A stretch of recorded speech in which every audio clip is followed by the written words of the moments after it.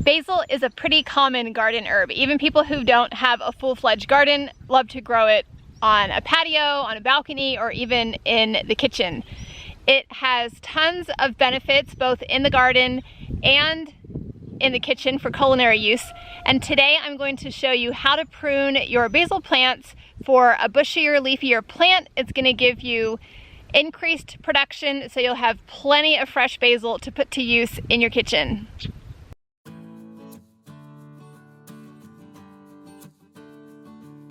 When it comes to growing basil in the garden, 4 of my favorite benefits are: 1, it makes a great companion for tomatoes. I love to grow basil between my tomatoes here in my in-ground garden.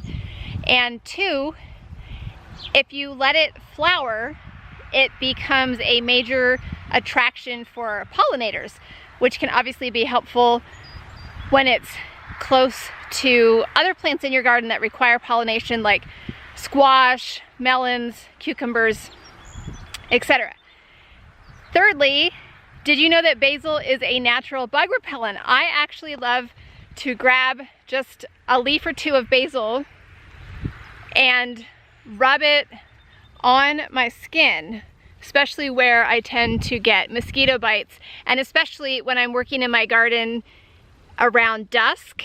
And then fourthly, it's also a natural stress reliever. Did you know that it has been shown that holy basil actually reduces stress hormone levels? And I'm going to assume that that also carries over to other basil varieties. When I'm working in the garden, sometimes I will literally stop and smell the basil, like literally take deep breaths and inhale the aroma and just let it melt the stress away. You can definitely allow your basil to flower, and like I mentioned, it becomes a great attraction for pollinators, which is a beneficial thing in the garden. One good idea is to plant multiple basil plants and allow some of them to flower and attract pollinators, and then designate the other basil plants as your harvesting plants and keep those pruned down. For the best taste, you do want to prune your basil and prevent it from flowering. When the plant begins to flower, the taste will shift from sweeter to more bitter. So we want to harvest basil for culinary use from plants that have not flowered yet. I'm going to show you how to prune your basil to produce that bushier, leafier plant and to increase your harvest for use in the kitchen. So let's take a look at how this works. It's so simple. Basically, you want to cut off the middle stalk at the base. You can see where I've already pruned this previously, and now these side branches are beginning to flower. So I'm going to go down to the next node, or even further. You can prune basil pretty aggressively, taking it down as low as even just 3 inches above the base of the plant. These are my favorite garden snips. I use them all the time for so many purposes in the garden. I will link to them for you below in the description here on YouTube if you are interested. And I'm going to show you, if I can do this with one hand, you just cut off right above a node. So you can see where I'm making this cut down here. And I could actually just cut off this entire branch here. You really can't go wrong, even if you cut at the wrong place. There isn't really a wrong place. Your basil is going to recover and it's going to keep branching. So sometimes it can be hard to see how far down to cut, and so I wind up making multiple cuts, but if I were using 2 hands, it would be a little easier. But you can see there's a branching node here, so I'm gonna cut that off right above. And the lower down on the stalk, the woodier and thicker it is, but my snips still do the job. So let me just back up and show you how big and bushy this is right now. I'm going to prune it, and you'll see how small it is, but then it's gonna bounce back pretty quickly and reward me with even more growth and it's gonna get bushy again in no time. Whoops, I just cut into my tomato stem there. I better be careful. So I'm cutting away all this growth. I'm gonna cut off this one. Man, this is a lot of basil just from this one plant, and I have so many plants. So this plant is already getting a lot smaller. I'm gonna go ahead and just chop it down. Now you do not have to prune this aggressively if you don't want to. You can prune closer to the top. I'll show you an example of that in a minute.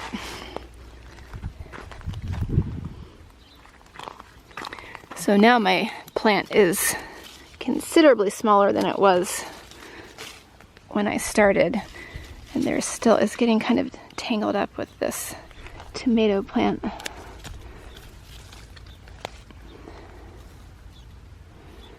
gonna go ahead and snip that off there. So basically the best practice is to snip, to prune right above a node. You can see where it's starting to branch off. And then what will happen is each of those little side shoots is going to create its own branch, and the plant will just get bushier and leafier, and you'll have even more basil.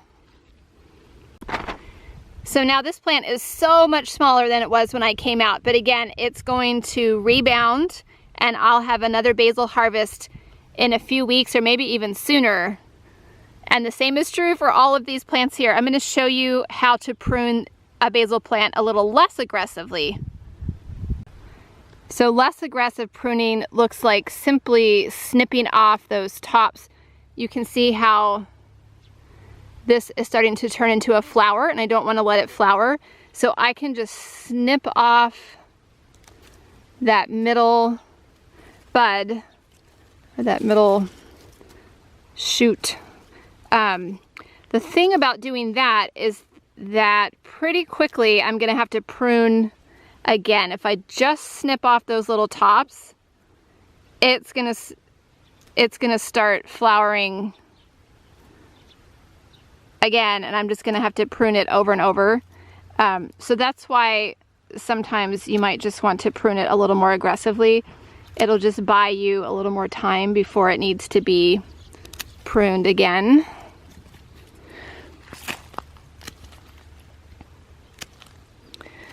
So essentially, I've already done the less severe pruning earlier in the gardening season, and now I am coming back and cutting it down a little more aggressively to keep it from flowering. So there you have it. You can either prune lightly, and you'll need to prune more frequently, or you can prune more aggressively and have a little more time between prunings. Or you can just let your basil plants flower and attract pollinators, and just know that for culinary purposes, the leaves won't have the same great flavor. So if you want great flavor from your basil in the kitchen, just make sure to prune your basil plants. Do not let them flower. And again, you can choose between pruning more lightly, more frequently, or pruning more aggressively, a little less frequently. Basil grows fast and will reward you with more growth pretty quickly. Basically, the more often you prune your basil, the bushier and leafier your plants will become. By the way, if you could use some ideas for putting all of that fresh basil to use, be sure to check out my link in the description below for 25 ways to use fresh basil. And when you are pruning or harvesting or cooking with your basil, be sure to tag me on Instagram at Roots and Boots Home so I can cheer you on. And better yet, I invite you to use my new hashtag that celebrates real food and the family table. The hashtag is Make It More Than a Meal, and I can't wait to see your photos.